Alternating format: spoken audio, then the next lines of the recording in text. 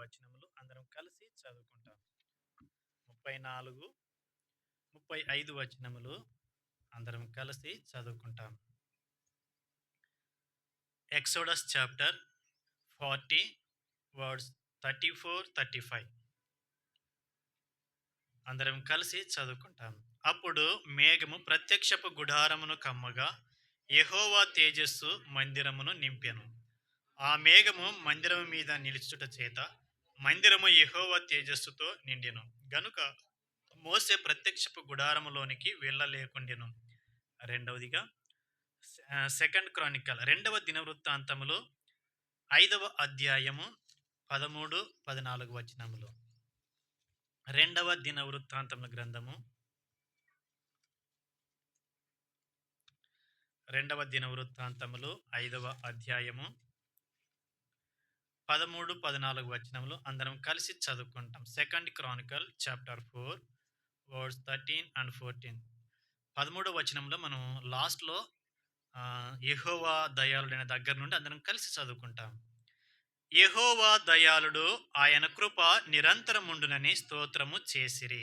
అప్పుడు ఒక మేఘము యెహోవా మందిరము నిండెను.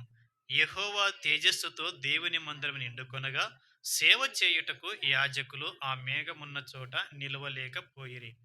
అదేవిధముగా మొదటి రాజుల గ్రంథము 8వ అధ్యాయము 10, 11 వచనములు కూడా చదువుకుందాం.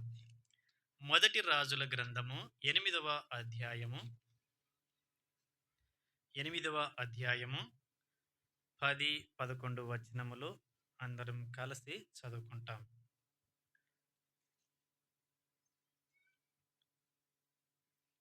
యాజకులు పరిశుద్ధ స్థలములో నుండి బయటికి వచ్చినప్పుడు మేఘము యెహోవా మందిరమును నింపెను. కాబట్టి యెహోవా తేజో మహిమ యెహోవా మందిరములో నిండుకొనగా ఆ మేఘమున్న హేతువు చేత యాజకులు సేవ చేయుటకు నిలవలేకపోయిరి.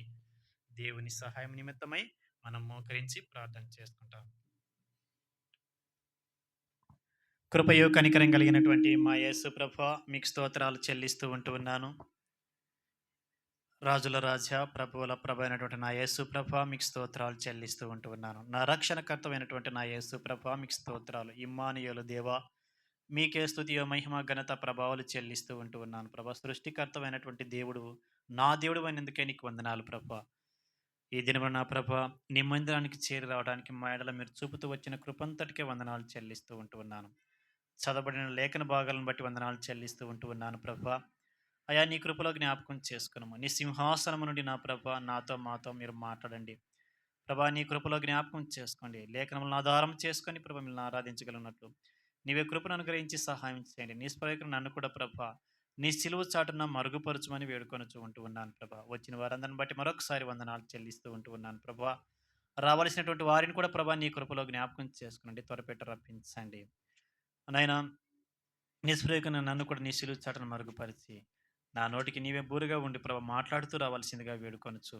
యేసు ప్రభు వారి పరిశుద్ధమైన నామమున స్తుతించి ఘనపరచడిగి వేడుకొని ప్రార్థిస్తున్నాం తండ్రి, ఆమెన్.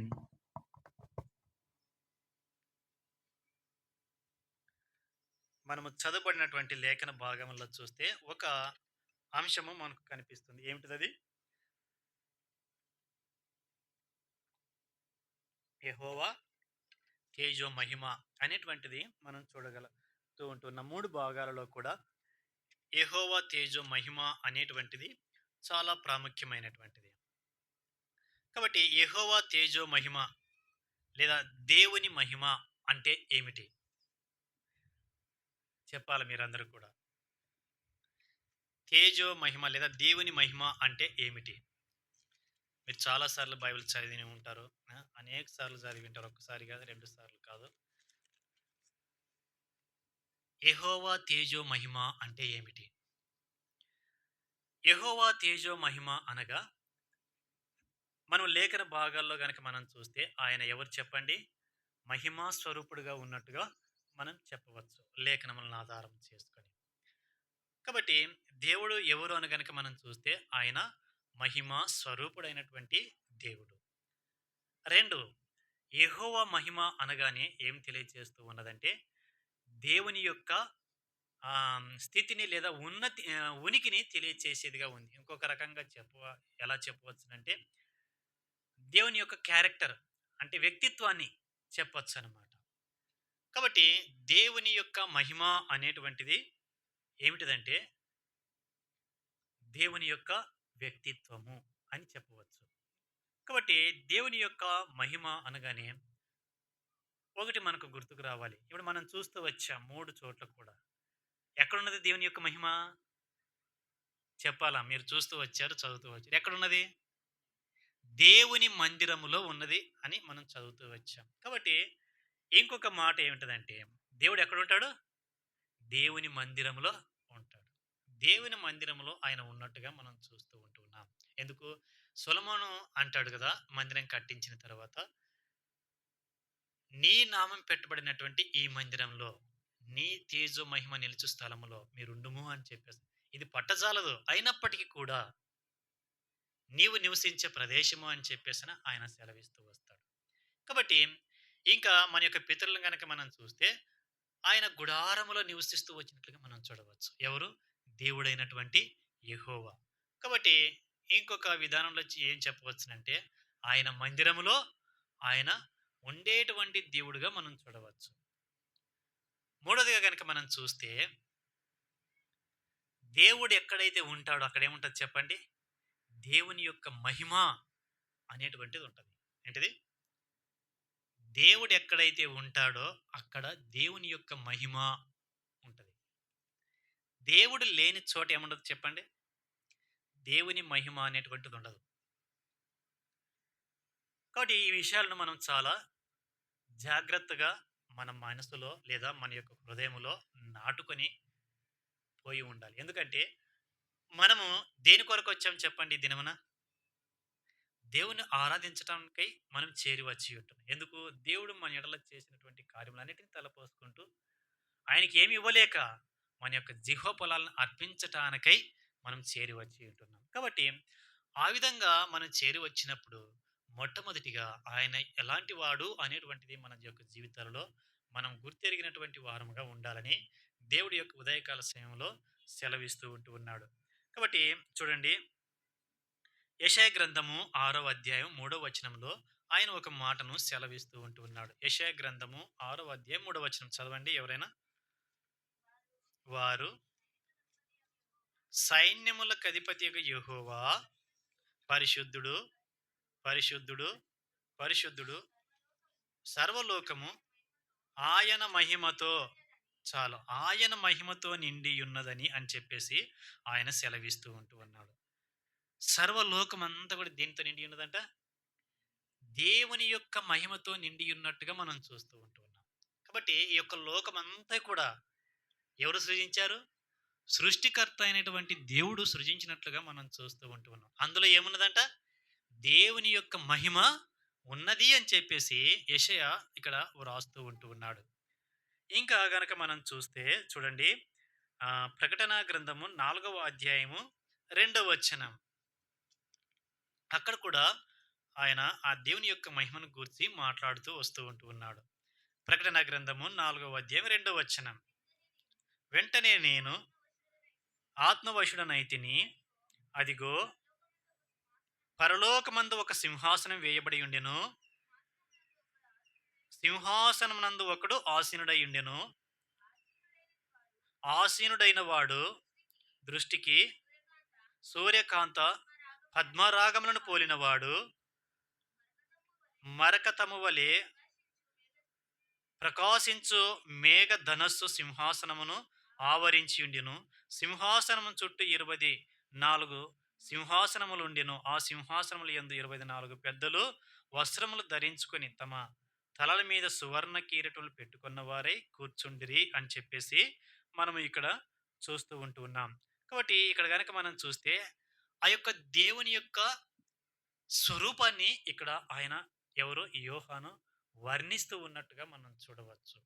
ఆయన యొక్క మహిమను ఆయన వర్ణిస్తూ ఉన్నట్టుగా మనం చూడవచ్చు. కాబట్టి ఆయన యొక్క స్వరూపం అనగానే మనం ఇంకొక విధముగా ఏమి చెప్పవచ్చంటే, ఆయన సౌందర్యము లేదా ఆయన యొక్క ఆహ్, ఆహ్, ఫిజికల్ అపియరెన్స్ గురించి కూడా ఆయన ఇక్కడ సెలవిస్తూ ఉంటూ ఉన్నాడు. దేవుడు ఎలాంటి వాడు, ఎలా ఉన్నాడు అనేటువంటి దానిని ఎవరు యోహాను ఇక్కడ చెప్తూ ఉంటూ ఉన్నాడు. ఎలా ఉన్నాడంట ఆయన? సింహాసనమునదు ఆసీనుడై ఉండి దృష్టికి సూర్యకాంత పద్మరాగములను పోలినటువంటి వాడు. ఇది మన యొక్క ఊహకు అందనటువంటిది. ఆలోచించగలమా దీనిని? ఎందుకు మన యొక్క లిమిటేషను కొంతవరకే. అందుకనే మనం ఆలోచించాలి. అయితే ఈయన యోహాను చెప్తూ ఉన్నాడు. ఎప్పుడు చెప్తూ ఉంటున్నాడు? ఆత్మవశుడైనప్పుడు. ఎప్పుడైతే పరిశుద్ధాత్మ చేత నింపబడి ఉంటున్నాడో అప్పుడు ఆయన చూసి ఈ మాటలను వ్రాస్తూ ఉంటున్నాడు. దేవుని యొక్క స్వరూపం గురించి ఆయన వ్రాస్తూ ఉంటున్నాడు. దానియేలు గనక మనం చూస్తే ఆయన కూడా సేమ్ ఇలాంటి మాటలనే 10వ అధ్యాయం 5, 6 వచనంలో గనక మనం చూస్తే దేవుని యొక్క స్వరూపం గురించి ఆయన వివరించేటువంటి వాడుగా ఉన్నట్టుగా మనం చూడవచ్చు. ఇది ఏం తెలియచేస్తున్నదంటే దేవుని యొక్క మహిమను లేదా దేవుని యొక్క స్వరూపమును లేదా దేవుని యొక్క ఉనికిని లేదా దేవుని యొక్క క్యారెక్టర్‌ను లేదా తెలియచేసేదిగా ఉన్నట్టుగా మనం చూడవచ్చు. కాబట్టి దేవుడు ఎవరు చెప్పండి? మహిమా స్వరూపుడు అనేటువంటిది మనం చూస్తూ ఉంటూ ఉన్నాం. రెండోదిగా గనక మనం చూస్తే, రెండోదిగా గనక మనం చూస్తే ఏం చూసాం? ఈ యొక్క సర్వ సృష్టి అంతా కూడా దేనితో నింపబడి ఉందంట? ఆయన మహిమతో నిండి ఉన్నది అని చెప్పేసి ఆయన సెలవిస్తూ ఉంటూ ఉన్నాడు. రండి, మొదటి కొరింథీయులకు రాసినటువంటి పత్రిక 15వ అధ్యాయం 40 వచనం చదవండి. మొదటి కొరింథీయులకు రాసినటువంటి పత్రిక చదవండి సిస్టర్. ఆ! ఓకే. ఆ! ఆ! ప హ్మ్. హ్మ్. ఆ! చాలు. ఈ మహిమా స్వరూపుడైనటువంటి ఈ దేవుడు ఏం చేశాడు చెప్పండి? సర్వ సృష్టినంతటిని కూడా తన మహిమతో నిర్మించినాను అని చెప్పేసి ఆయన సెలవిస్తూ వచ్చాడు.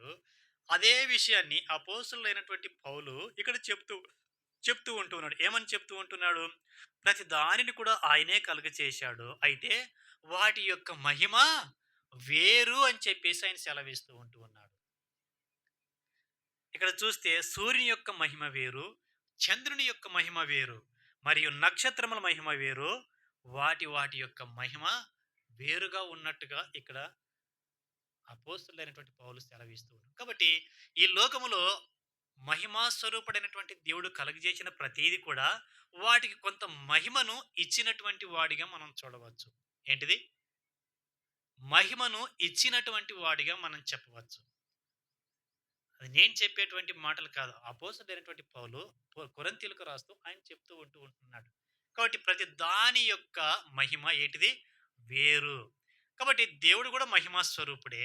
మరి సృష్టి కూడా తన మహిమతో కొద్దిగా నింపి ఉన్నట్టుగా కూడా మనం చూస్తూ ఉంటూ ఉన్నాం. అయితే ఇవన్నీ కూడా దేవుని యొక్క మహిమకు సాటి రావు. ఎప్పటికి కూడా సాటి రావు. ఆయన ఆయన యొక్క మహిమ ఎలాంటిదంటే కోటి సూర్యరాశుల కన్నా వెలుగుమయమైనటువంటిది. దానిని వర్ణింపలేనటువంటిది. కానీ ఈ వస్తువుల యొక్క మహిమను చూసినట్టు ఇట్ ఈజ్ ఎ లిమిటేషన్. ఈ యొక్క వస్తువుల యొక్క మహిమను గనక మనం చూసినట్లయితే సమ్ లిమిటేషన్ కలిగి ఉన్నట్టుగా మనం చూస్తూ ఉంటూ ఉన్నాం. ఎవరు? మహిమా స్వరూపుడైనటువంటి దేవుడు కలుగజేసినటువంటి ఈ సృష్టి కొంత లిమిటేషన్‌లో ఆ యొక్క మహిమను అవి కలిగి ఉన్నట్టుగా మనం చూస్తూ ఉంటున్నాం. మూడవదిగా గనక మనం చూస్తే మానవుడు మానవుణ్ణి ఎవరు నిర్మించారు చెప్పండి? చెప్పాలా? ఎవరు నిర్మించారు? ఎవరేం మాట్లాడతలేరు. ఎవరు నిర్మించారు మానవుణ్ణి? దేవుడు నిర్మించాడు. ఎలా నిర్మించాడు? చెప్పాలి సిస్టర్. గట్టిగా చెప్పండి కొద్దిగా. నాకు ఓకే. నేలమట్టితో నిర్మించాడు. తన నాసికా రంధ్రంలో జీవవాయువుదిగా వాడు జీవాత్మ ఆయను అని చెప్పేసి అన్నాడు. దేవుడు నిర్మించినట్టుగా మనం చూస్తూ ఉంటున్నాం. రండి, ఆదికాండము 1వ అధ్యాయము 28వ వచనం చదవండి. 27 చదవండి సిస్టర్. ఆ! చాలు. 26 కూడా మొదటి వచనం. మొదటి లైన్ ఆ! ఆ! చాలు. చాలు. ఇక్కడేమన్నాడు దేవుడు? చెప్పాలా? తన స్వరూపం అన్నాడు పైన. 26వ వచనంలో ఏమన్నాడు? మన స్వరూపము అన్నాడు. ఏమన్నాడు? మన స్వరూపం అంటే దేవుడు త్రిత్వమై ఉన్నటువంటి దేవుడు ఉన్నట్టుగా మనం చూస్తూ ఉంటున్నాం. మనము అనేటువంటిది it is a plural. Singular కాదది. అంటే ఏకవచనం కాదది. బహువచనం అది. బహువచనం అంటే ఇద్దరు కంటే ఎక్కువగా ఉంటే వాటినేమంటాం మనం? బహువచనంగా చూస్తూ ఉంటూ ఉన్నాం. ఒకటి కంటే ఎక్కువుంటేనే మనం బహువచనంగా చెప్తాం యాక్చువల్‌గా అయితే. కాబట్టి ఇక్కడ ఏమంటున్నాడంటే, మన స్వరూపమందు అని చెప్పేసి ఆయన సెలవిస్తూ ఉంటున్నాడు. ఇప్పుడు రండి. మీరందరూ ఎవరి స్వరూపము? చెప్పాలా? దేవుని స్వరూపము. నమ్ముతారా? ఎవరు ఏమంటలేరు? నమ్ముతారా? నమ్మట్లేదా? ఆ! ఇప్పుడు చెప్పండి. మీరందరూ కూడా ఎవరిని పోలి ఉన్నారు? దేవుని పోలికగా ఉన్నారు. మిమ్మల్ని చూస్తే ఎవరు గుర్తుకు రావాలి చెప్పండి?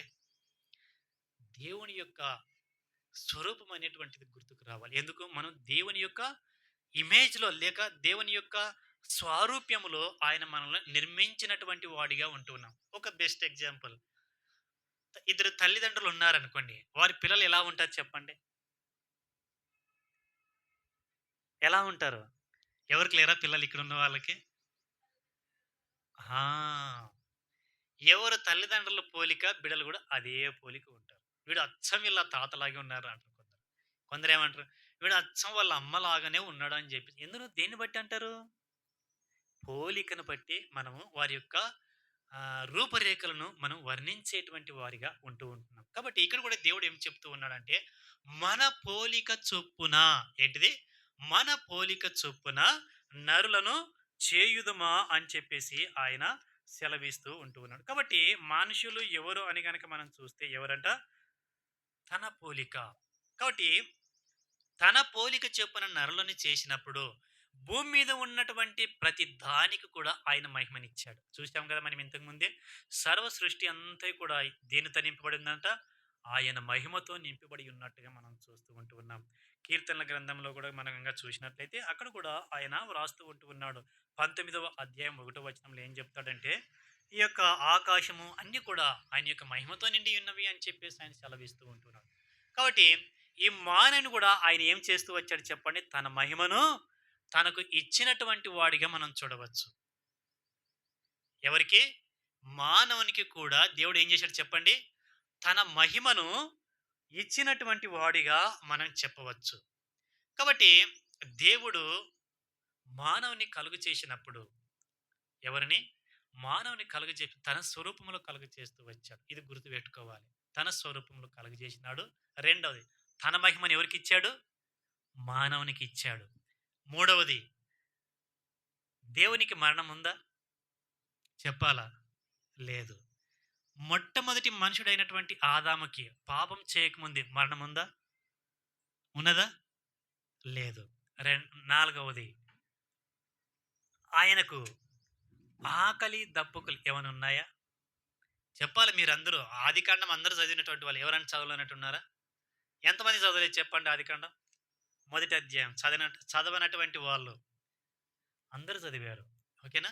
కాబట్టి మొట్టమొదటి మానవుడికి ఏమి లేదు? మరణము లేదు. ఆకలి దప్పులు లేవు. రోగం ఏమన్నా ఉన్నదా? చెప్పండి. ఏమైనా ఉన్నదా? ఏ మాత్రం కూడా లేదు. శాపం ఏమైనా ఉన్నదా?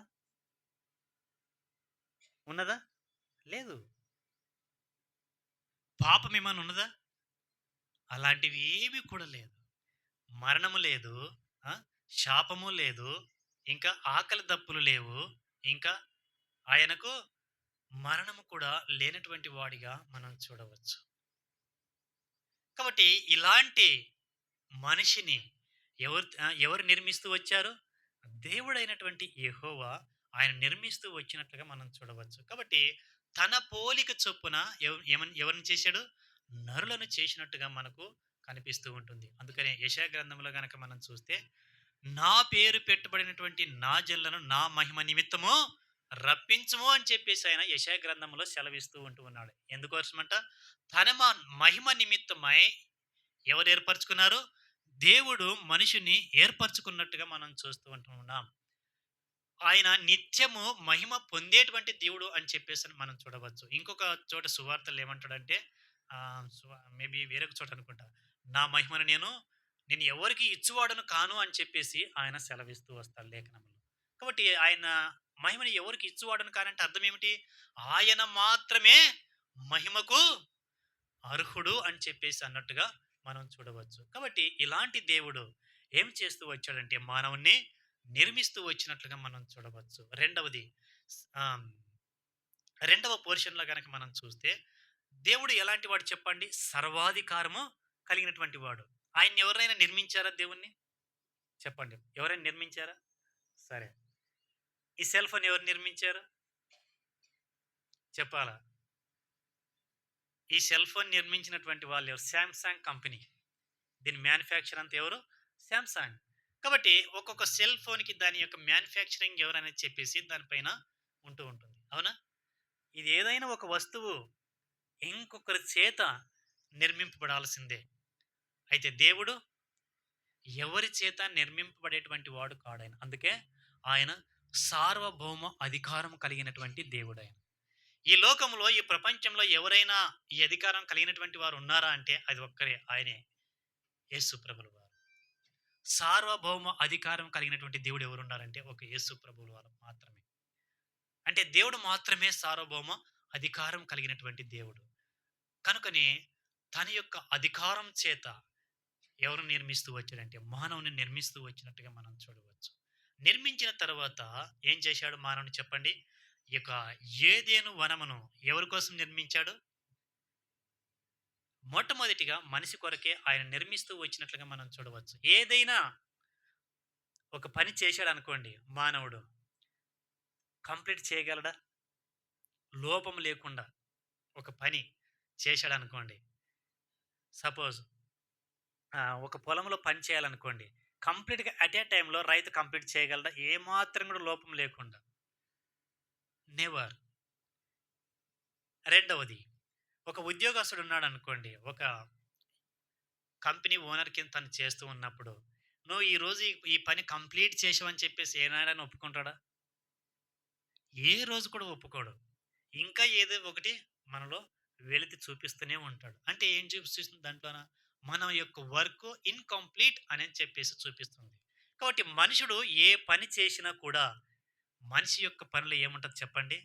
అసంపూర్ణత అనేటువంటిది ఉంటది. అయితే దేవుడు ఏదైనా పని చేసినాడనుకోండి, ఇట్ ఈస్ ఫుల్‌ఫిల్. ఒక్కసారి చేశాడానికే రెండోసారి దానికి తిరిగి ఉండదన్నమాట. రెండోసారి చేయడాయన. అలాంటి పనిని ఆయన నిర్మించేటువంటి వాడిగా అంటే అంత జ్ఞానం కలిగినటువంటి దేవుడైన. ఎవరైనా జ్ఞానమునకు మూలమైనటువంటి దేవుడైన. అందుకనే ఆయనేమంటాడు? మనం నా యొద్ద సర్వ సంపదలు నా యందు గుప్తములై ఉన్నవంటాడు. యాకోబు పత్రికలో గనక చూస్తే ఎవరికైనా జ్ఞానం కొదువగా ఉండలా వాడు దేవుని అడగవలెను అని చెప్పేసి అంటాడు. ఇంకా ఏమంటాడు? నేనే జ్ఞానమును అని చెప్పేసి దేవుడు లేఖనంలో సెలవిస్తూ ఉంటూ ఉన్నాడు. కాబట్టి ప్రియ సహోదరుడు, సహోదరి, దేవుడు ఎలాంటి వాడంటే అనంతమైనటువంటి జ్ఞానము కలిగినటువంటి దేవుడుగా ఉన్నట్టుగా మనం చూస్తూ ఉంటాం. కాబట్టి అలాంటి జ్ఞానం కలిగినటువంటి దేవుడు ఏదైనా పని చేశాడనుకో, ఆయన చేసినటువంటి పనిలో సంపూర్ణంగా చేసేటువంటి వాడిగా ఉంటాడు. అందుకని ఆయన పనిలో ఎక్కడ కూడా లోపం లేదు. మనం ఏదైనా పని చేశామనుకోండి, ప్రతీది కూడా లోపం ఉంటుంది. ఎందుకు? మానవుని యొక్క లక్షణం అది. అన్నిటిని చేయటానికి కావలసినటువంటి జ్ఞానము వానికంత లేదు. లిమిటేషన్ మనిషి యొక్క జ్ఞానం ఎంతవరకు? లిమిటేషన్ కలిగినటువంటి జ్ఞానం. కానీ దేవుని యొక్క జ్ఞానానికైతే అది అనంతమైనటువంటి జ్ఞానం కలిగినటువంటి దేవుడుగా మనం చూడవచ్చు. అందుకనే ఆ యొక్క ఏదెను తోటలో ముందుగానే ఆదాముకి ఏమి కావాలో వాటన్నిటిని కూడా ఆ యొక్క తోటలో ఉంచుతూ వచ్చాడు. ఏంటిది చెప్పండి? ఆదాముకి ఏది కావాలో వాటన్నిటిని ముందుగానే సిద్ధపరిచిన తర్వాతనే ఆ తర్వాత ఆదామును ప్రిపేర్ చేసి ఆ యొక్క తోటలో ఆయన ఉంచుతూ వచ్చాడు. అందుకని ఏం చెప్పాడాయన? అయ్యా 28వ వచనం ఏమన్నాడు? దేవుడు వారిని ఆశీర్వదించని ఎట్లనగా మీరు ఫలించి అభివృద్ధి పొంది విస్తరించి భూమిని నిండించి దానిని లోపరుచుకొనుడి. సముద్రపు చేపలను ఆకాశ పక్షులను భూమి మీద ప్రాకు ప్రతి జీవిని ఏలుడని దేవుడు వారితో చెప్పెను. వీటన్నిటిని నిర్మించిన తర్వాతనే ఈ యొక్క ఆశీర్వాదం అనేటువంటి దేవుడు ఆయనకి ఇస్తూ వచ్చాడు. ఎవరికి? ఆదాముకు. అంతేగాని నిర్మించబడక మునిపే ఆయన ఆశీర్వదించలేదు. అన్నిటిని క్రియేట్ చేసిన తర్వాత, అన్నిటిని నిర్మించిన తర్వాత ఆయన ఏం చేస్తూ వచ్చాడంటే, అప్పుడు ఆ యొక్క ఏదైనా తోటలో ఉన్నటువంటి మట్టిని తీసుకొని మానవుని చేసి వారి యొక్క నాసికా రంధ్రములలో జీవాత్మ ఊదగా వాడేమయ్యాడు? జీవాత్మ ఆయను అని చెప్పేసాను. తరువాత ఆయన అన్నాడు, అయ్యా, ఈ యొక్క తోటంతా కూడా నువ్వేం చేయాలి? సేద్యం చేసి లేదా వ్యవసాయం చేసి ఫలింపు చేయాలి అని చెప్పేసి ఆయన ఆజ్ఞాపించినటువంటి దేవుడిగా మనం చూడవచ్చు. తన యొక్క ఆనందం కోసం ఏం క్రియేట్ చేశాడు చెప్పండి దేవుడు? ఏదైనా తోటనే నిర్మించినటువంటి వాడిగా మనం చూడవచ్చు. ఎందుకు ఏదైనా తోటనే నిర్మించాలి? చెప్పండి. ఎందుకు వేరేది నిర్మించొచ్చు కదా! ఒక సెల్ ఫోన్ వరల్డ్ నిర్మించొచ్చు కదా! అవునా? ఈ కాలం ఇప్పుడు అందరూ కూడా మనుషులు ఈ యొక్క జీవ సంబంధమైనటువంటి వాటన్నిటిని వదిలేసి ఇప్పుడు దేన్ని పట్టుకొని వెళ్తూ ఉంటున్నారు? Technology. Wherever you can go, you can see this. ఏ మారుమూల ప్రాంతానికెళ్ళినా ఇప్పుడు అందరూ దేనితో బిజీ అయిపోయారు చెప్పండి? ఎవరి ప్రపంచమైన సెల్ ఫోనే.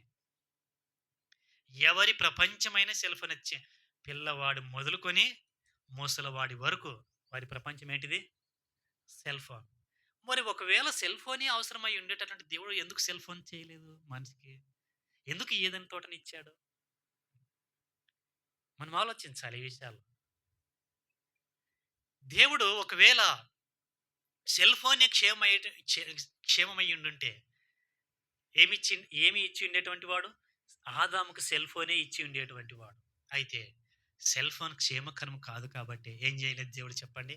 సెల్ ఫోన్ ఇవ్వలేదు. ఏమిచ్చాడు? సువిశాలమైనటువంటి ఆ!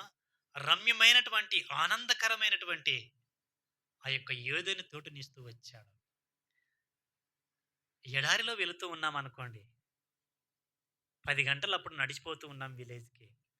ఎడారిలో ఏం కనిపించవు చెప్పండి? ఒక్క మొక్క కాదు కదా! గడ్డి మొక్క కూడా గడ్డి పీచు కూడా కనిపించదు. ఎక్కడ? ఎడారిలో. పొరపాటున ఒక చెట్టు కనిపించిందనుకోండి. ఏం చేస్తాడు? ఆ మానవుడు ఎవరైనా సరే. వాటర్ బాటిల్ ఉంటే గనక, మంచి బిర్యానీ ప్యాకెట్ ఉంటే గనక 2 పక్కనుంటే ఫస్ట్ దేన్ని తింటాడు? బిర్యానీ తింటాడా? తినడు. నీళ్లు తాగి కడుపు నిండా ఆ చెట్టు కింద నిద్రపోతాడు. ఎందుకు? అంత చల్లటి గాలి ఆ చెట్టు కింద తప్ప ఆ ఎడారిలో వాడికి ఎక్కడ కనిపించదిక. ఆ యొక్క చికెన్ బిర్యానీలో కూడా ఉండదు మనకంత ఆనందం. ఎందుకంటే ఎడారిలో అలసినటువంటి వాడికి ఏం కావాలి? దాహానికి నీరు కావాలి. బిర్యానీ పెడితే ఇంకెక్కువ వాడు చచ్చిపోతాడు ముందుగానే. కనుకనే ఆ యొక్క ఆహ్లాదకరమైనటువంటి, సంతోషకరమైనటువంటి ఏదైనా తోటను ఎవరి కొరకు నిర్మిస్తూ వచ్చాడంటే, ఆదాము కొరకు, ఆయన యొక్క సంతోషం కొరకు ఏం నిర్మించాడు?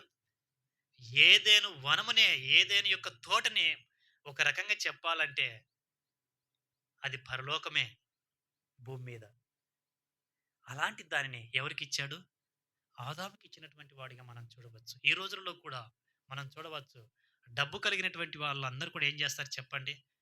మంచి మంచి ధనం కలిగినటువంటి వాళ్ళందరూ కూడా ఏదైనా మంచి దీవి ఉందనుకోండి, కొన్ని కోట్లు వేసి కొనుక్కుంటారు దానిని. ఎందుకు? దాంట్లో ప్రశాంతంగా గడపడం కోసం. ఏ టెన్షన్ లేకుండా, ఏ డిస్టర్బెన్స్ లేకుండా తమ జీవితాన్ని ఆ! ఏం చేయాలని? ఆనందభరితంగా గడపాలని జెప్పేసి ఐస్‌లాండ్‌ని కొనేస్తూ ఉంటారు. మనం చూడవచ్చు ఈ భూలోకంలో సర్వసాధారణం. ఇప్పటికి కూడా జరుగుతూ ఉంది అలాంటిది. అయితే దేవుడు ఎప్పుడో నీ యొక్క సంతోషాన్ని ఎరిగినటువంటి వాడు ఏం చేశాడు చెప్పండి? ఆయన ఆ యొక్క ఏదైనా తోటను నిర్మించినటువంటి వాడిగా మనం చూడవచ్చు. కాబట్టి వానికి కావాల్సిన వాటన్నిటిని కూడా తోటలని ప్రతి చెట్టు, ప్రతి మంచి ఫలములు ఇచ్చేటువంటి ప్రతి చెట్టును ఉంచాడు. తింటే తినవచ్చు, లేకపోతే లేదు. నువ్వు చేయాల్సిన పనేంటిది? ఓన్లీ వ్యవసాయమే.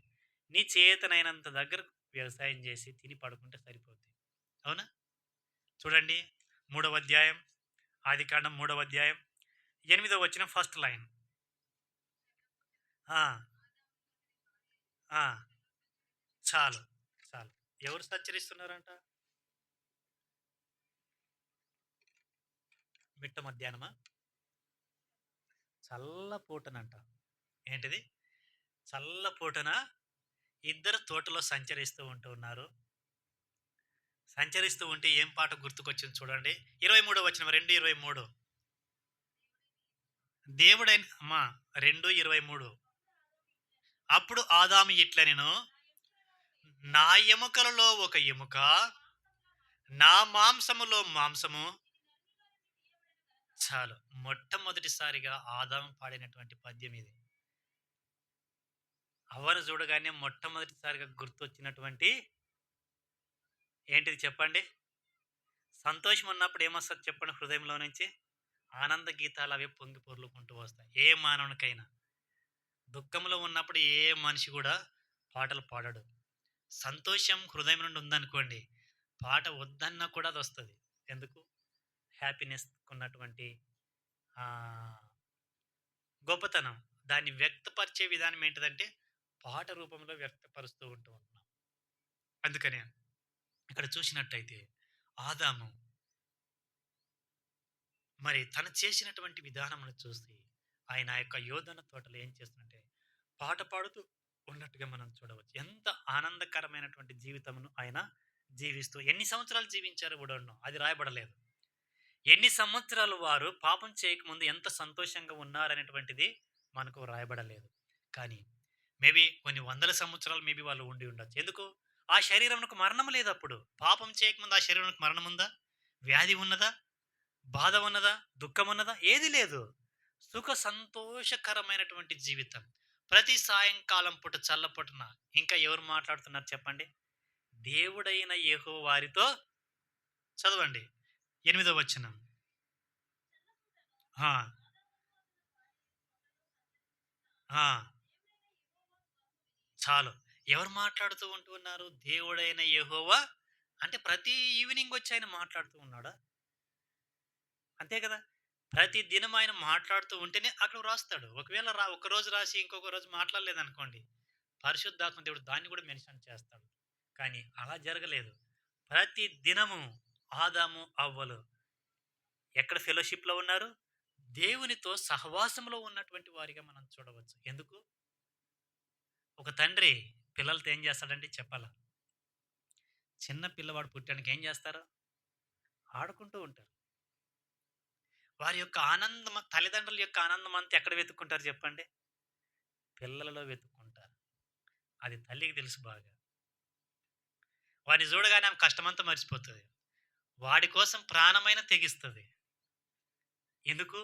వాడిలో ఉన్నటువంటి ఆనందం కొరకు. అందుకని ఇక్కడ గనక మనం చూసినట్లయితే, ఆ యొక్క ఆనందం కొరకు ఏం చేశాడంటే దేవుడు ప్రతి సాయంకాలమున ఏం చేస్తున్నాడు దేవుడనంటే యెహోవా ఇద్దరితో ఆదాముతోను, అదే విధముగా అవ్వతోను ఎన్నో రోజులుగా ఆయన మాట్లాడుతూ వస్తూ ఉంది. ఇది ఒకరోజు జరిగినటువంటి ప్రక్రియ కాదు. ప్రతి దినము జరిగినటువంటి ప్రక్రియ. అందుకని ఆదాము అవ్వలు ఇద్దరు కలిసి ఏం చేశారు చెప్పండి? దేవుణ్ణి మహిమపరుస్తూ వచ్చారు. ఎప్పుడు? దేవుని యొక్క ఆజ్ఞలు గైకొనుటయే ఆయన మహిమపరచడం. అవునా కాదా? అంతకు మించి ఏమీ లేదు. దేవుడైనటువంటి యెహోవా ఏం చెప్పాడు? ఈ తోటలో మీరు వ్యవసాయం చేసి, మరి ఫలించి అభివృద్ధి చెందనని చెప్తూ వచ్చాడు. పాపం చేయకుండా ఉన్నంత వరకు వారు ఎంతో సుఖ సంతోషాలతో ఆ యొక్క ఏదెను తోటను వ్యవసాయం చేస్తూ వచ్చారు. కనుకనే వారి యొక్క జీవితంలో ఎంతో ఆనందంతో వారి యొక్క సహవాసం ఉన్నట్టుగా మనం చూడవచ్చు. ఎవరితోటి? దేవునితోటి. కాబట్టి మనం 3 విషయాలు మనం చూస్తూ వచ్చాం. మొదటిగా మనం చూసినట్లయితే దేవుని యొక్క మహిమ. రెండోదిగా గనక మనం చూసినట్లయితే దేవుని యొక్క సృష్టి అంతా కూడా దేవుని యొక్క మహిమతో నిండి ఉన్నది. రెండవదిగా సార్వభౌమాధికారం కలిగినటువంటి దేవుడు, అనంతి అయినటువంటి జ్ఞానం కలిగినటువంటి దేవుడు, మరియు ఆయన సహవాసాన్ని కోరుకునేటువంటి దేవుడుగా మనం చూస్తూ వచ్చాం. నాలుగవదిగా గనక మనం చూస్తే, ఇక్కడ గనక మనం చూస్తే, ఏ మహిమనైతే దేవుడు మనిషికి ఇస్తూ వచ్చాడో, భూమి మీద ఉన్నటువంటి ప్రతీది కూడా తమ మహిమను కోల్పోలేదు కానీ, ఎవరు కోల్పోయారు చెప్పండి?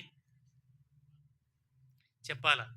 మనము మొదటి కొరింథీయులకు రాసినటువంటి పత్రిక 15వ అధ్యాయము 40, 41లో చదువుతూ వచ్చాం. ప్రతీది కూడా దేవుని యొక్క మహిమను కలిగి ఉన్నాయని అక్కడ చదువుతూ వచ్చాం.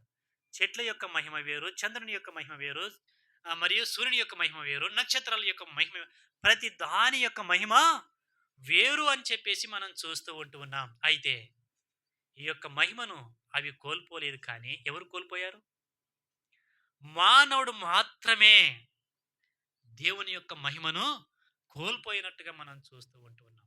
అన్నీ కూడా ఈ సృష్టిని అంతా కలుగజేసినటువంటి వాటన్నిటిలో కూడా ఎవరు మహిమను కోల్పోయారంటే, ఎవరు దేవునికి అవిధేయత చూపించారు అంటే ఒక్క మానవుడే. ఇక మిగతా వారు ఎవ్వరు కూడా అవిధేయత చూపించలేదు సృష్టిలో. చెప్పండి, ఎవరు అవిధేయత చూయించారు? ఒక్క మానవుడు తప్ప మిగతా వారందరూ కూడా దేవుడిచ్చిన దాన్ని కాపాడుకుంటూ వచ్చారు. మనిషి మాత్రం కాపాడుకోలేకపోయాడు. ఎంత దురదృష్టకరం అంటే అంతగా దురదృష్టం. ఎందుకు? పాపం చేయకముందు ఏమి లేదు? మరణం లేదు. ఆకలి దప్పులు లేవు. రోగము లేదు. శాపము లేదు. అలాంటిది ఇప్పుడేమొచ్చినాయి? ఆజ్ఞను అతిక్రమించుట కారణము చేత ఏమి లోకంలోనికి ఎంటర్ అయింది చెప్పండి? పాపము లోకంలోనికి ఎంటర్ అయినట్టుగా మనం చూస్తూ ఉంటున్నాం. పాపం వలన వచ్చే జీతము ఏమి ఎంటర్ అయింది చెప్పండి? రెండోదిగా మరణం ఎంటర్ అయిందిగా మనం చూడవచ్చు. మూడోది గనక మనం చూస్తే, ఇంతకు ముందు మనకు ఆకలి దప్పులు ఉన్నాయా? లేవు. ఇప్పుడు ఒక్క పూట మానేస్తే ఏమైపోతామో తెలియదు. షుగర్ పేషెంట్ ఒక్క పొరపాటున ఒక్క పూట మానేశాడు అనుకోండి, పక్కడే ఇగ. బీపీ ఉన్న వాళ్ళు ఒక పూట మానేశారనుకోండి, ఏమైతది? బీపీ పెరిగిపోతూనే ఉంటది. లేదా తగ్గిపోతూనే ఉంటది.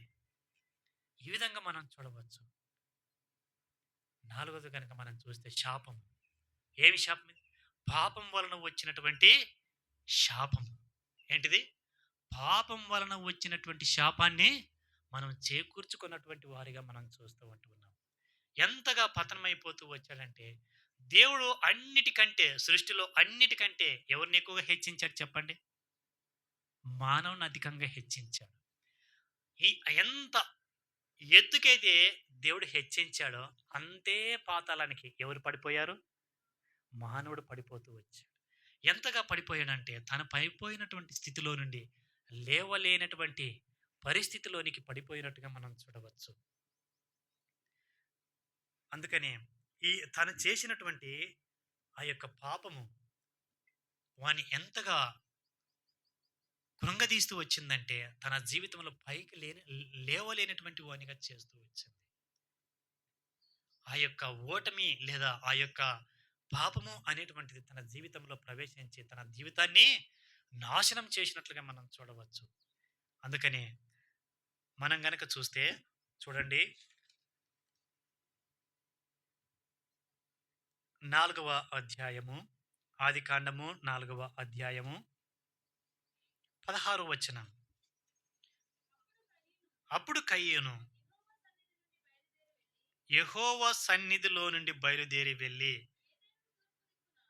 ఏదెనుకు తూర్పు దిక్కున నోర్దు దేశములో కాపురం ఉండెను. ఎక్కడి నుండి వెళ్ళిపోయాడండి? యెహోవా సన్నిధిలో నుండి బయటికి. యెహోవా సన్నిధిలో ఏమున్నది చెప్పండి? మనం చూస్తూ వచ్చాం. మొట్టమొదటిగా ఏమున్నది? దేవుని యొక్క మహిమ ఉన్నది అక్కడ. దేవుని యొక్క మహిమలో నుండి ఎక్కడ బయటికి వెళ్ళిపోయాడంట? బయటికి వెళ్ళిపోయినట్టుగా మనం చూస్తూ ఉంటున్నాం. ప్రతి మానవుడు కూడా ఈ రోజులలో దేవుని యొక్క సన్నిధి నుండి ఎక్కడ పారిపోతున్నాడు చెప్పండి? దూరంగా పారిపోతూ ఉన్నట్టుగా మనం చూడవచ్చు. ప్రతి మానవుడు, పుట్టినటువంటి ప్రతి మానవుడు మొదలుకొని ప్రతి ముసలివాడి వరకు ఎక్కడ పారిపోతున్నాడు? దేవుని యొక్క సన్నిధిలో నుండి దూరంగా పారిపోయేటువంటి వారిగా ఉన్నట్టుగా మనం చూడవచ్చు. ఎంత దూరముగా పారిపోతున్నాడు, దేవుడు వెంట పడుతూ ఉంటున్నాడు. అయినప్పటికీ కూడా విడిచిపెట్టి పారిపోతూ ఉన్నటువంటి వాడిగా మనం చూడవచ్చు. చూడండి, రోమీయులకు రాసినటువంటి పత్రిక 3వ అధ్యాయం 11వ వచనం. 3:11. రోమా 3:11. నీతిమంతుడు లేడు, ఒక్కడునూ లేడు, గ్రహించువాడెవడునూ లేడు, దేవుని వెదకువాడెవడునూ లేడు, అందరును త్రోవ తప్పి ఏకముగా పనికి మాలిన వారైరి. చాలు. ఇక్కడ ఏమంటూ ఉన్నాడంటే ఆయన అపోస్తలుడైనటువంటి పౌలు, అందరు కూడా ఎవరంటే ఇప్పుడు ఏమయ్యారు చెప్పండి? అందరును త్రోవ తప్పి ఏకముగా పనికి మాలిన వారైరి. ఇంకా 23వ వచనంలో అంటాడు, ఏ భేదము లేదు, అందరును పాపము చేసి దేవుడు అనుగ్రహించు మహిమను దేవుడు ఇస్తానంటున్నాడు మహిమను. అయితే మనం ఏం చేస్తున్నాం? We are unable to take the glory of the God. దేవుని మనం తీసుకోలేనటువంటి పరిస్థితుల్లో మనం ఉంటూ, దేవుని యొక్క మహిమను పొందలేనటువంటి పరిస్థితుల్లో మనం ఉంటూ, ఎందుకు ఈ స్థితి? మన యొక్క పాపపు స్థితి. ప్రియ సహోదరుడు, సహోదరి, ప్రతి ఒక్కరం కూడా ఒకప్పుడు ఎలాంటి వారమంటే మన యొక్క పాపం చేత ఆయనకు కోపం పుట్టించినటువంటి వారం. మన యొక్క పాపం చేత ఆయనకు ఆయాసం కలుగజేసినటువంటి వారం. మన యొక్క పాపం చేత ఆయన యొక్క గాయములను ఇంకా రేపినటువంటి వారము. యెషయా గ్రంథకర్త ఇంకా ఏమంటాడంటే, ఆయన మొదటి అధ్యాయం చూడండి. యెషయా గ్రంథము మొదటి అధ్యాయం. యెషయా గ్రంథం మొదటి అధ్యాయం 5-6 వచనములు. నిత్యము తిరుగుబాటు చేయుచు మీరేలా ఇంకను కొట్టబడుదురు? ప్రతివాడు నడినెత్తిని వ్యాధి కలిగి ఉన్నాడు, ప్రతి వారి గుండె బలహీనమాయను, అరికాలు మొదలుకొని తల వరకు స్వస్థత కొంచెమైనను లేదు.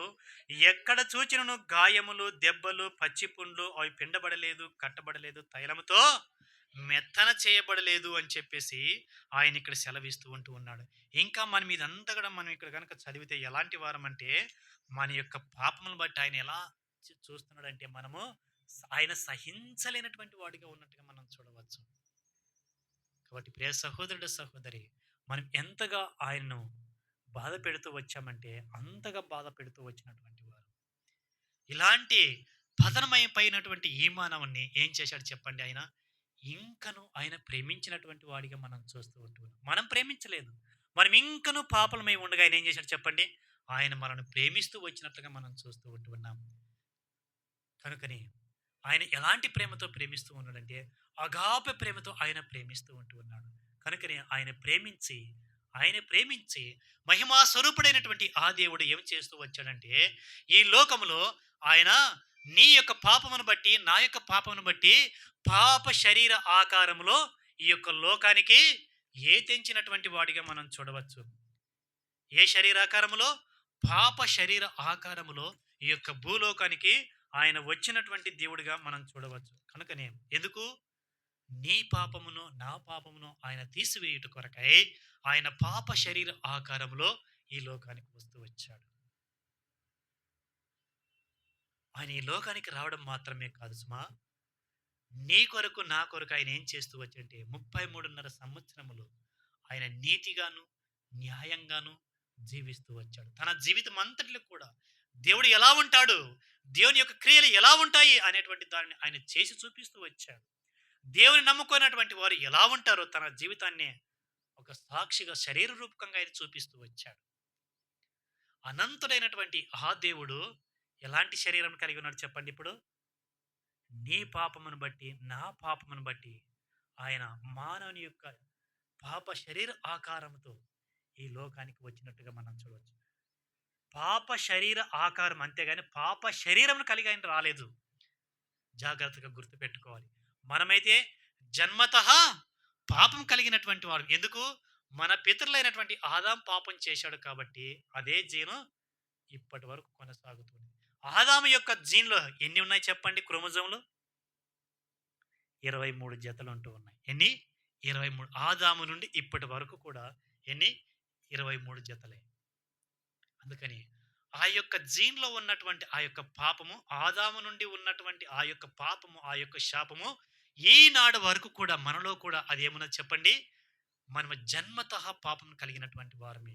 నువ్వు అనవచ్చు, నా తల్లిదండ్రులు పాపం చేస్తే నేనెందుకు ఆ యొక్క శిక్షను భరించాలని చెప్పేసి. కరెక్టే. అయితే ప్రతి వాడు కూడా దేనిలోనే జన్మించాడు చెప్పండి? తన తల్లి పాపం చేత గర్భము ధరించి మరణమును కనగా అని చెప్పేసి ఆయన లేఖనంలో సెలవిస్తూ ఉన్నాడు. కాబట్టి పాపములో ఉన్నప్పుడే మీ తల్లి గర్భం ధరించింది కాబట్టి ఆ యొక్క దానిలో నుండి వచ్చిన వాడివి నీవు కాబట్టి ఎన్ని చెప్పండి? జన్మతః పాపమును కలిగి ఉన్నావు అని చెప్పేసి దేవుని యొక్క లేఖన భాగం సెలవిస్తూ ఉంటుంది. నువ్వు అనవచ్చు, అందుకనే ఈ యొక్క సువార్తల్లో కనుక మనం చూస్తే ఒక యవనస్తుడు ఏమంటున్నాడు? అయ్యా, నేను పుట్టినది మొదలుకొని ఇప్పటి వరకు కూడా ఏం చేస్తున్నాను? ధర్మశాస్త్రాన్ని తూచా తప్పకుండా పాటిస్తున్నాను అన్నాడు. ఆయన ఏమన్నాడు? చిన్ననాటి నుండి ఇవన్నీ చేస్తున్నాను అని చెప్పేసి అన్నాడు. అప్పుడు ప్రభు ఏమన్నాడు చెప్పండి? ఇంకను నీకు ఒకటి కొదువై ఉన్నది అని చెప్పేసి అన్నాడు. అన్నప్పుడు ఏంటిది ప్రభు అన్నాడు? నీ ధనమును బీదలకు దానం చేయమన్నప్పుడు ఆయన ఏమన్నాడు చెప్పండి? తన ముఖము చిన్నబుచ్చుకొని వెళ్ళిపోయినట్టుగా మనం చూడవచ్చు.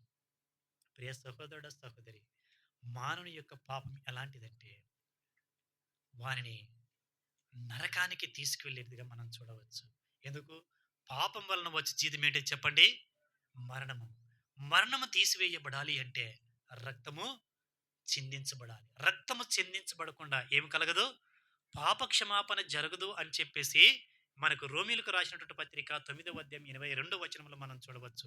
కనుకనే ఆయన ఏమి చేస్తూ వచ్చాడంటే మనం గనక చూస్తే నీ పాపమును నా పాపమును తీసివేయుట కొరకై ఆయన ఆ యొక్క కలువరి శిలువను ఎక్కినటువంటి వాడిగా మనం చూడవచ్చు. అందుకని ఆ కలువరి శిలువలో ఆయన ఏం పలుకుతూ వచ్చాడంటే ఆయన పలికినటువంటి ప్రతి మాట కూడా మనకు ఆశీర్వాదమును తీసుకొని వచ్చేదిగా మనం చూడవచ్చు. మొట్టమొదటి మాట కనుక మనం చూసినట్లయితే చూడండి, లూకా సువార్త 23వ అధ్యాయం 34వ వచనం. లూకా సువార్త 23వ అధ్యాయం 34వ వచనం. 23:34. యేసు, తండ్రి వీరేమి చేయుచున్నారో వీరు ఎరుగను గనుక వీరిని క్షమించమని చెప్పెను. చాలు. ఏమని చెప్పారు? వీరేమి చేయుచున్నారో వీరు ఎరుగనక వీరిని క్షమించుము అని చెప్పేసి ఆయన సెలవిస్తూ వచ్చినట్లుగా మనం చూడవచ్చు. మనం ఏం చేస్తున్నామో మనకి తెలియదు. మన యొక్క పాపముల చేత ఆయన ఎంతగా దుఃఖపరుస్తూ వచ్చామంటే అంతగా దుఃఖపరుస్తూ వచ్చాం. మనం అనుకుండొచ్చు, ఆయన బాధ పెట్టింది రోమన్ సైనికులు కదా, యూదులు మాత్రమే కదా అని చెప్పేసి మీరు అనుకుంటున్నాను. మన యొక్క పాపముల చేత, మన యొక్క చేష్టల చేత, మన యొక్క క్రియల చేత ఆయన ఎంతగా బాధించామంటే అంతగా బాధించినటువంటి.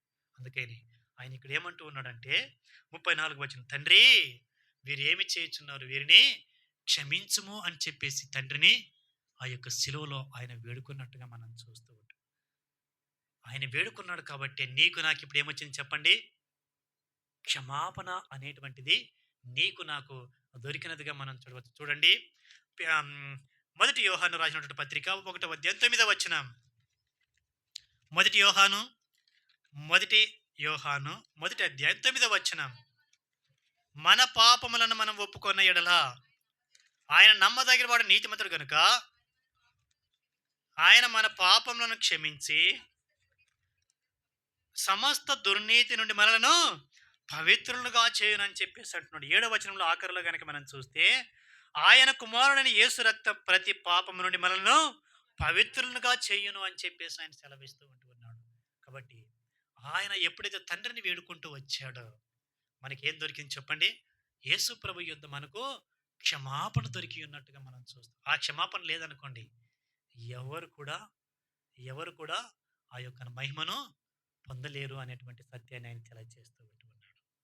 రెండోదిగా కనుక మనం చూస్తే చూడండి, లూకా సువార్త 23:43 వచనం. అందుకు ఆయన వానితో, నేడు నీవు నాతో కూడా పరదైసులో ఉందువని నిశ్చయముగా నీతో చెప్పుచున్నాను. ఇక్కడ కనుక మనం చూడవచ్చు, ఇద్దరు దొంగలని కూడా ఏం చేశారు చెప్పండి? సిలువ వేస్తూ వచ్చారు. సిలువ వేస్తూ వచ్చినప్పుడు అందులో ఒకడు అన్నాడు, అరే మనకైతే ఈ యొక్క శిక్ష తగినటువంటిదే. ఈయన నీతిమంతుడు, న్యాయవంతుడు, ఏ పాపం కూడా చేయలేదు అని చెప్పేసి ఆయన సెలవిస్తూ వచ్చాడు. ఆయనకి ఇది తగదు అని చెప్పేసి ఆయన సెలవిస్తూ వచ్చాడు. మనకైతే ఇది తగినటువంటిది. ఎందుకు? మనం తప్పు చేశాం కాబట్టి మన తప్పుకు ఈ శిక్ష సరైనటువంటిది అని చెప్పేసి ఆ యొక్క దొంగ సెలవిస్తూ వచ్చాడు. అయితే ఆ యొక్క దొంగ ఆఖరిగా ఒక మాట అన్నాడు, ప్రభువా నన్ను జ్ఞాపకం చేసుకొనుము అని చెప్పేసి ఆయన అంటే చూడండి 42వ వచనం. ఆయనను చూచి యేసు, నీవు నీ రాజ్యములోనికి వచ్చినప్పుడు నన్ను జ్ఞాపకము చేసుకొనమనెను. ఆ యొక్క ఖైదీ 2 మాటలు చెప్తూ ఉన్నాడు. ఒకటేంటిది? తన పాపములను ఒప్పుకొనుతూ ఉన్నాడు. రెండవదిగా యేసు ప్రభువుని దేవునిగా అంగీకరిస్తూ ఉంటూ ఉన్నాడు. ఏం చేశాడు చెప్పండి? మొదటిగా పాపాలు ఒప్పుకుంటూ వచ్చాడు. ఎందుకు? ఎలా? అయా తన పక్కన ఉన్నటువంటి దొంగతో అంటున్నాడు, అరే ఇది మనకు తగినటువంటిది శిక్ష. ఆయన ఏ పాపము చేయలేదు. ఆయన నీతిమంతుడు, న్యాయవంతుడని చెప్తూ వచ్చాడు. మనకైతే ఇది తగినటువంటిదే. అందుకని ఆయన అన్నాడు, ప్రభువా, నీవు వచ్చినప్పుడు నీ రాజ్యంతో కూడా వచ్చినప్పుడు నన్ను జ్ఞాపకం చేసుకొనుము అని చెప్పేసి ఆయన సెలవిస్తూ అన్నప్పుడు ప్రభు ఏమన్నాడు చెప్పండి? నేడే నీవు నాతో కూడా పరదైసులో ఉండు అని చెప్పేసి ఆయన సెలవిస్తూ వచ్చాడు. కాబట్టి గొప్ప రక్షణ ఎప్పుడు వచ్చింది చెప్పండి? వేడుకోగానే వచ్చిందా, లేటుగా వచ్చిందా? చెప్పాలి మీరందరూ. ఎప్పుడైతే తన పాపములకు క్షమాపణ యేసు ప్రభు దగ్గర అడుగుతూ వచ్చాడో ఏమని చెప్పండి? క్షమాపణ వెంటనే ఆయన కలుగుతూ వచ్చినట్లుగా మనం చూడవచ్చు. రక్షణ అనేటువంటిది వెంటనే జరిగేటువంటి క్రియ. ఏంటి చెప్పండి? రక్షణ అనేటువంటిది వెంటనే జరిగేటువంటి క్రియ.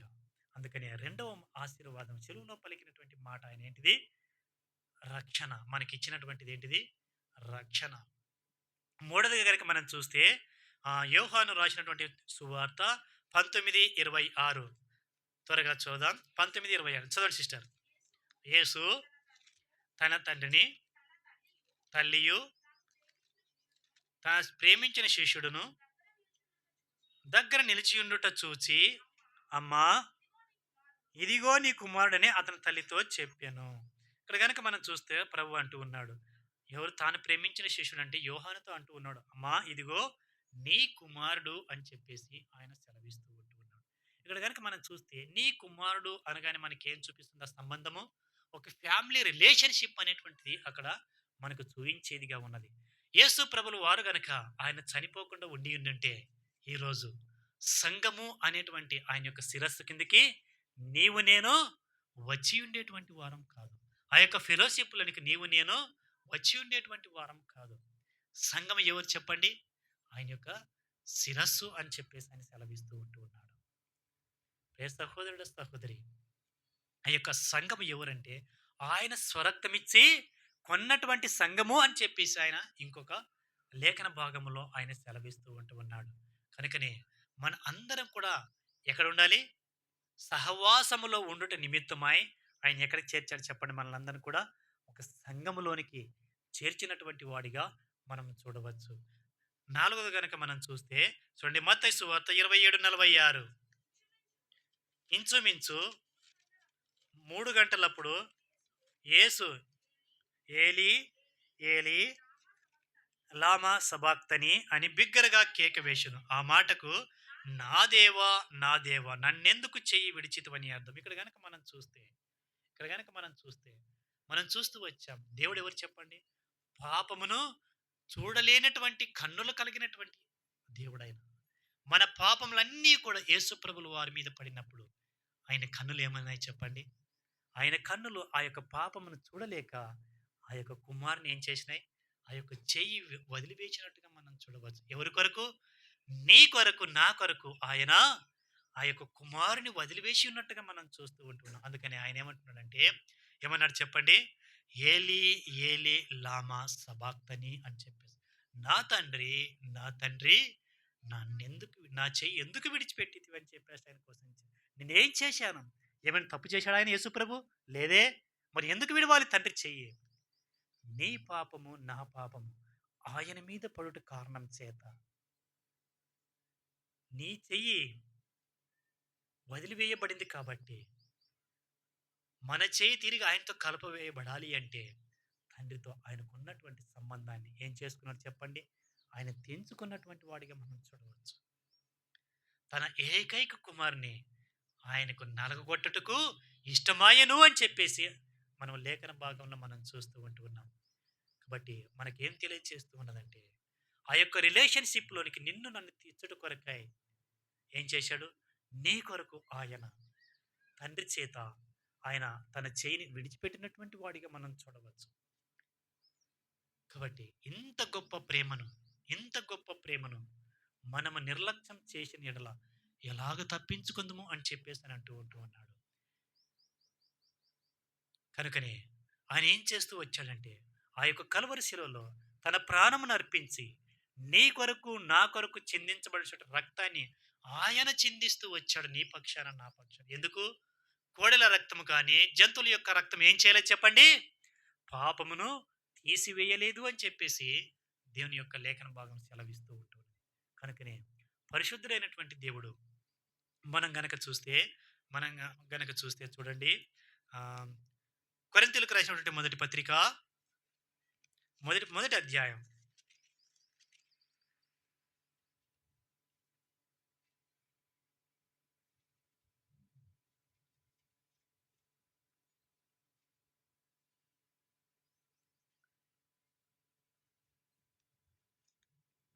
మొదటి అధ్యాయము ఆహ్,